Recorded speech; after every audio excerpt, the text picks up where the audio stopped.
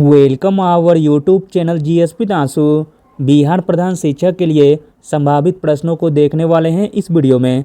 इसमें सारे के सारे प्रश्न बहुत ही इंपॉर्टेंट दिए गए हैं जो आपके एग्जाम में डायरेक्ट आने की पूरी संभावना है, इसलिए वीडियो को लास्ट तक जरूर देखें। अगर आपका बिहार प्रधान शिक्षक का एग्ज़ाम है तो तभी इस वीडियो को देखिएगा, क्योंकि इसमें सारे प्रश्न बहुत ही सिलेक्टेड दिए गए हैं। चलिए शुरू करते हैं। पहला प्रश्न है, शिक्षा को संविधान संशोधन के द्वारा किस वर्ष समवर्ती सूची में डाला गया था? इम्पोर्टेंट प्रश्न है। शिक्षा को संविधान संशोधन के द्वारा 1976 में समवर्ती सूची में डाला गया था। अगला प्रश्न है, मानव संसाधन विकास मंत्रालय किस क्षेत्र से संबंधित है? मानव संसाधन विकास मंत्रालय संबंधित है शिक्षा से। अगला प्रश्न है, जिला शिक्षण एवं परिशिक्षण कार्यक्रम कब शुरू की गई थी? जिला शिक्षण एवं परिशिक्षण कार्यक्रम शुरू की गई थी 1987 ईस्वी में।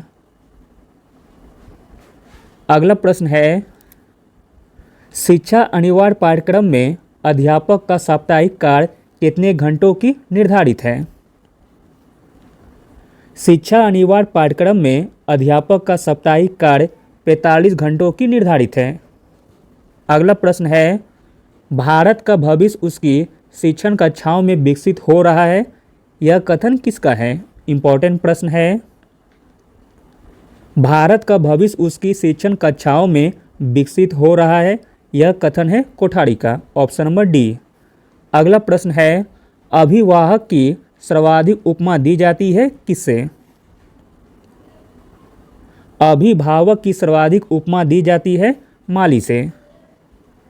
अगला प्रश्न देखते हैं, कस्तूरबा गांधी बालिका विद्यालय योजना कब प्रारंभ हुई? कस्तूरबा गांधी बालिका विद्यालय योजना प्रारंभ हुई थी 2004 से। अगला प्रश्न है, बालक सर्वप्रथम मातृभाषा को कैसे सीखता है? बालक सर्वप्रथम मातृभाषा को सीखता है मातृबोली से। अगला प्रश्न है, इनमें से कौन शिक्षा से संबंधित नहीं है? शिक्षा से संबंधित नहीं है वह है यूपीएससी, जबकि सीबीएसई, एनआईओएस, एनसीईआरटी यह तीनों शिक्षा से संबंधित हैं। अगला प्रश्न है, राष्ट्रीय माध्यमिक शिक्षा अभियान कब से प्रारंभ हुई? राष्ट्रीय माध्यमिक शिक्षा अभियान प्रारंभ हुई 2009 से। अगला प्रश्न है, शिक्षण की वह विधि जिसमें देखकर सीखने की क्षमता प्रदर्शित करती है, वह विधि कौन सी है? शिक्षण की वह विधि जिसमें देखकर सीखने की क्षमता प्रदर्शित करती है, वह विधि है निरीक्षण विधि। Option number A. अगला प्रश्न है, नवाचारी शिक्षा का प्रमुख उद्देश्य क्या है? नवाचारी शिक्षा का प्रमुख उद्देश्य है शिक्षा की गुणवत्ता बढ़ाना। अगला प्रश्न है, राज्य में कस्तूरबा गांधी विद्यालयों की कुल कितनी संख्या है? राज्य में कस्तूरबा गांधी विद्यालयों की कुल संख्या है 463।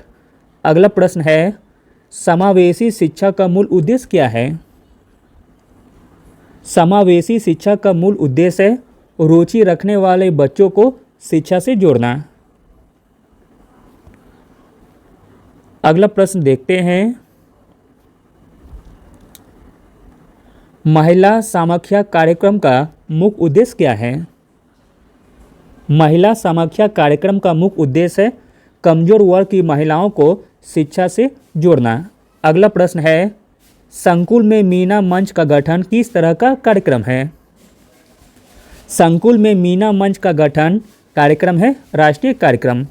अगला प्रश्न है, बिहार मुक्त विद्यालय शिक्षण एवं परीक्षा बोर्ड कहाँ स्थित है? बिहार मुक्त विद्यालय शिक्षण एवं परीक्षा बोर्ड स्थित है पटना में। अगला प्रश्न देखते हैं, बिहार मुक्त विद्यालय शिक्षण एवं परीक्षा बोर्ड का खर्च वहन किस संस्था से होता है? तो दोस्तों वह संस्था है बिहार शिक्षा परियोजना। बिहार मुक्त विद्यालय शिक्षण एवं परीक्षा बोर्ड का खर्च होता है बिहार शिक्षा परियोजना से।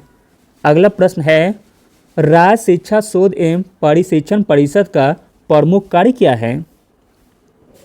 राज्य शिक्षा शोध एवं परिशिक्षण परिषद का प्रमुख कार्य है माध्यमिक शिक्षकों को परिशिक्षण देना। अगला प्रश्न देखते हैं, बाल विज्ञान कांग्रेस का आयोजन किस संस्था द्वारा आयोजित होती है? बाल विज्ञान कांग्रेस का आयोजन किया जाता है NCSTC के द्वारा। अगला प्रश्न है, परंपरागत शिक्षण पद्धति है। परंपरागत शिक्षण पद्धति है व्याख्यात्मक पद्धति, ऑप्शन नंबर ए। अगला प्रश्न है, नई शिक्षा नीति 2020 के अंतर्गत उम्र के आधार पर स्कूली शिक्षा का प्रावधान निम्न में से कौन है? नई शिक्षा नीति 2020 के अंतर्गत उम्र के आधार पर स्कूली शिक्षा का प्रावधान है 3 से 8 वर्ष, 8 से 11 वर्ष, 11 से 14 वर्ष तथा 14 से 18 वर्ष। अगला प्रश्न है, नई शिक्षा नीति 2020 की नीति के तहत फाउंडेशन कोर्स का कक्षा कहाँ तक प्रावधानित है उम्र का ढांचा के आधार पर? आंसर हो जाएगा ऑप्शन नंबर बी, प्रारंभ से 5 वर्ष। अगला प्रश्न है, पूर्व प्राथमिक विद्यालय के बच्चों को कितने सालों तक रखा जाना है?